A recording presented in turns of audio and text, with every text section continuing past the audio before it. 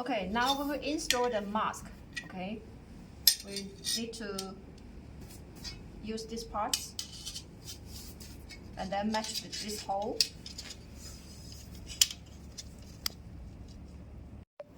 And then we need to use these back screws and then tie this part.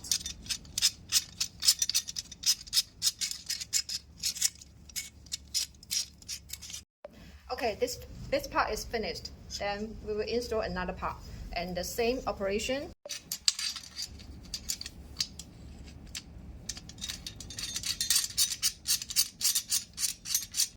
Okay, next step we will install this part.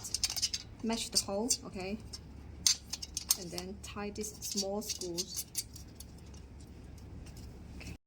Okay, others are the same operation. We should match the hole and then use the small screws to install. And last step, tie it.